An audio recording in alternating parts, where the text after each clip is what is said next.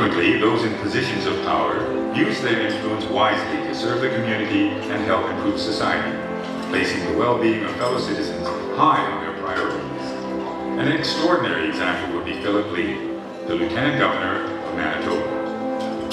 Born in Hong Kong in 1944 to hard-working parents, Philip learned to be a diligent and focused individual. After attending Catholic elementary and secondary schools, he immigrated to Winnipeg, Manitoba in 1962 to study chemistry at the University of Manitoba. Though he planned on returning to Hong Kong after his 1967 graduation, he eventually stayed in Winnipeg to work as a research chemist, monitoring the water quality of the city. I think the significant progress in life is that I have to set out goals and objectives for my life and to try as much as I can to achieve them. Basically, if I set out to be a community worker, I have to measure it by how much input I have into the community to make sure that the community may benefit from my actions and work. Even though he spoke fluent English, Philip never forgot his roots. He participated in many local Chinese community activities and formed bonds with many people within the small Chinese-Canadian community in Winnipeg at that time, acting as an advocate and problem solver for many who spoke little English. Since the 70s, Philip helped to develop Chinatown in Winnipeg and was one of the driving forces behind the building of the Winnipeg Chinese Cultural and Community Center. A believer of justice, he has always been a strong supporter of the Chinese head tax redress movement, traveling throughout Canada to call for a public apology from the Harper government and a token $20,000 compensation for each head tax survivor. The early pioneers of the Chinese community, when they came here, they were quite excluded from the mainstream of society in Canada. And therefore, decisions were made when they are sitting outside instead of sitting inside to help make the decisions for the government. Therefore, when I first came to Canada, my first objective is that I want to participate in that process. I want to be part of the society so that I have a say for my future, have a say for the future of my children and grandchildren. I started to advocate for mixing up with the mainstream of the society, and then therefore the Chinese will have certain input into part of the multicultural life of Canada. With the movement a success, Philip advocates using the compensation funds for projects in education. He has always been a notable figure even in mainstream Canadian society, receiving the commemorative medal for the 125th anniversary of Canadian Confederation in 1993, and being inducted into the Order of Canada in 1999. After having served the city of Winnipeg for almost 4 decades, Philip's efforts and contributions to both the Chinese-Canadian community and the mainstream society in Winnipeg did not go unnoticed.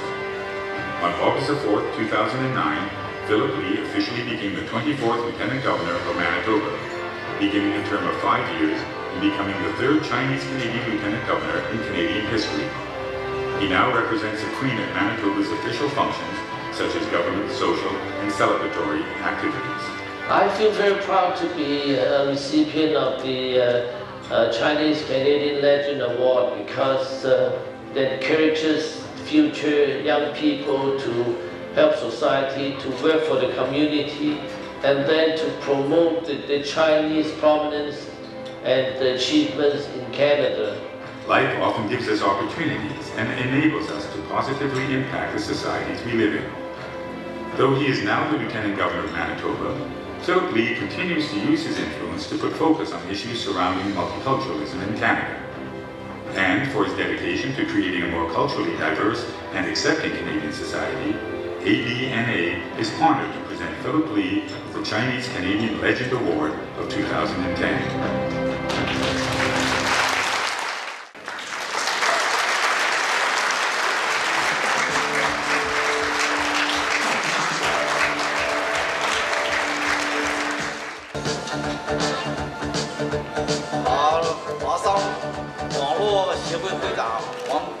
先生，各位嘉宾、女士们、先生们，今天我很荣幸地应邀出席华商网络协会2010年红枫传奇颁奖晚宴。首先，我代表中华人民共和国驻多伦多总领馆向出席晚宴的各位嘉宾致以亲切的问候和良好的祝愿。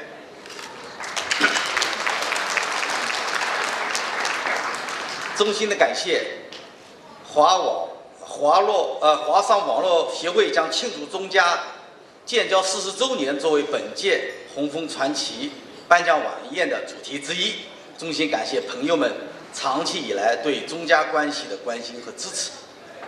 长期以来，来自两岸四地和世界各地的华人艰苦奋斗，自强不息，在加拿大政界、商界、教育界、科技、卫生和文化界做出了杰出的贡献，也为中加友谊合作谱写了新的篇章。我为他们感到骄傲。今晚，华商网络协会表彰的6位各地领域对社会做出突出贡献的加拿大华裔，就是130万加拿大华侨华人的代表。我仅向他们表示热烈的祝贺，并向他们致以崇高的敬意。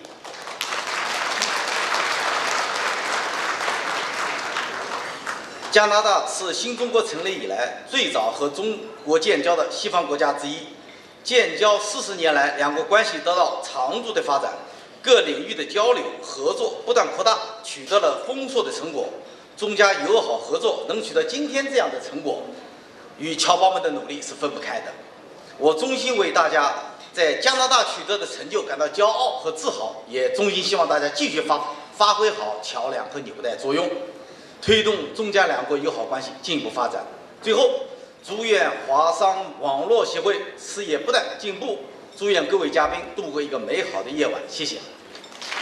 So many dear friends coming not only from the Chinese community in Canada, but also the Canadian friends as well, from all the circles of the society, from the Free Share departments and also the departments from the 3-layer the parliaments. So welcome you tonight. Good evening. I'm feel honored to be invited on this the specific occasion, commemorating the 12th, Canadian Legendary Award Gala. This is something which is significant because I feel also very much the gratitude to the host for making this occasion marking the 40th anniversary of the establishment of the China and the Canadian diplomatic relations. So on behalf of the Consulate General of the People's Republic of China in Toronto, I would like to deliver my warm greetings and the best wishes for the success of this great gala.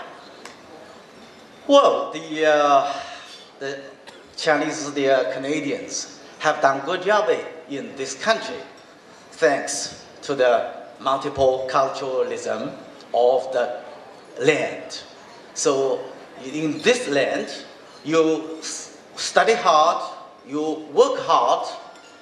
After the successful achievement you have made, you also delivered what you got, and the devotion give the devotion of efforts in returning to the society where you got your success.